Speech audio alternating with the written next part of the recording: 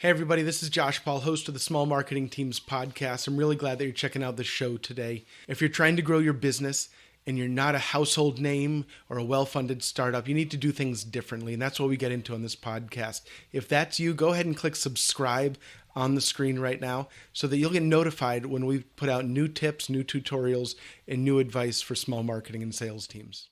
The Small Marketing Teams podcast is all about identifying those things that take very little money and very little time and very little manual resources. Small Marketing Teams, episode 14. You're listening to the Small Marketing Team Show with Josh Paul, the podcast where you'll learn how to achieve big growth without a big budget. Welcome, ladies and gentlemen. Thanks for tuning in to today's session of the Small Marketing Teams Show, the podcast that marketers, salespeople, and business owners rely on to learn how to do more with less. Each week, I'll teach you how you can grow your company without the big budgets that we associate with marketing today. Whether you're the only marketer in your company, and you're also the salesperson, the CEO, and the person who does payroll, or you have a marketing team big enough to need an org chart, you're in the right place. I'm your host, Josh Paul. Let's get started.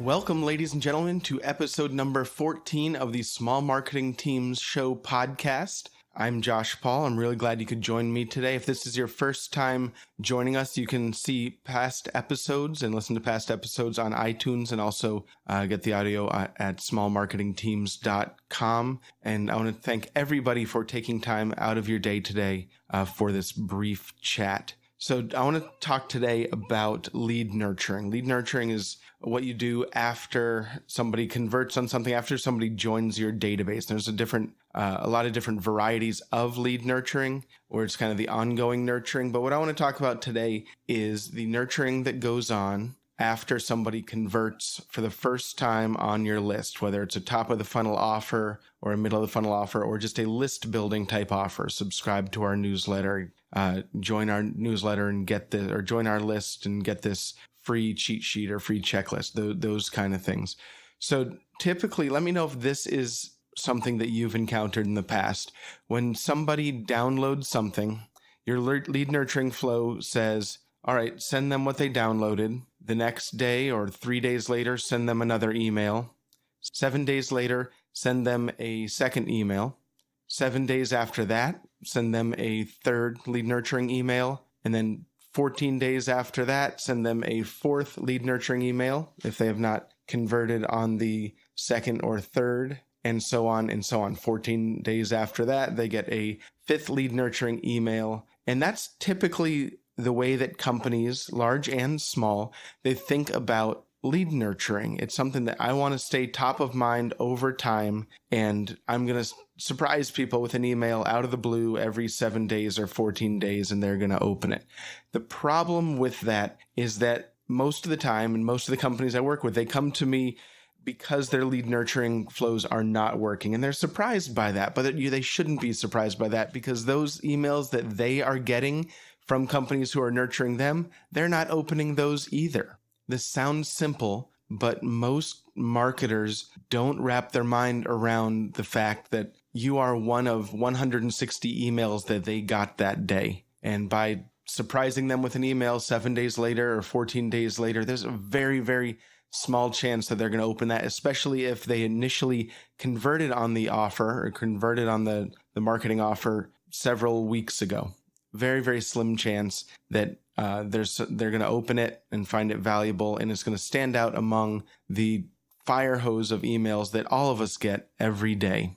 Now, as you know, if you've listened to the show for quite a while, the Small Marketing Teams podcast is all about identifying those things that take very little money and very little time and very little manual resources, whether it's a mindset shift or a tactic or the way that your lead generation system is set up, identifying those things that if you shift it, if you do it one way versus another, it'll make a extra large impact on your results. I bring to you those things that make a disproportionately large impact on your marketing and sales performance in relation to the time and money that goes into them. So when we're talking about lead nurturing, here's the way that I explain it to people. If you're lead nurturing email, I recommend that after somebody converts on something, you send them one email a day for 5 to 7 days, right in the immediate period after they convert on something. And most marketing executives and business owners look at me like I'm crazy. You can't do that.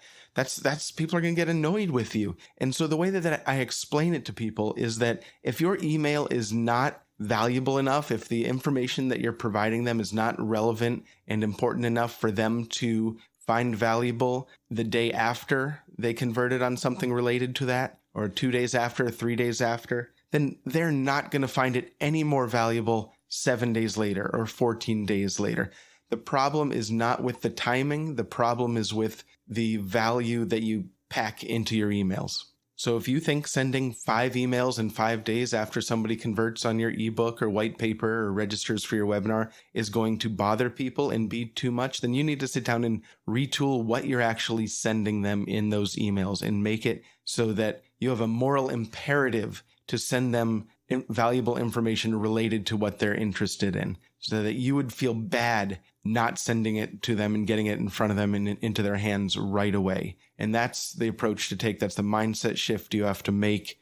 If what you are sending people and what you're nurturing with them with is not going to be valuable the next day or within the week that they converted on something, then it is not going to get any more valuable when you surprise them with it 14 days later or a month later. That is a fallacy and it's not going to get you anywhere. So look at your lead nurturing campaigns, set it up so that you can send it, for 5 days or 7 days in the immediate days after they convert on something, and really focus on telling your story and providing valuable information to them through your story and through the resources that you can provide. That is one of the biggest things that's going to get that relationship from an inbound lead off to a great start. So if you find this kind of tip valuable, please subscribe to the Small Marketing Teams podcast. We would love to have you as part of the family. You can subscribe in iTunes. Please leave a rating and review while you're there. That's one of the biggest ways that we spread this movement. And I really appreciate you taking time out of your day to listen today. Thanks for downloading.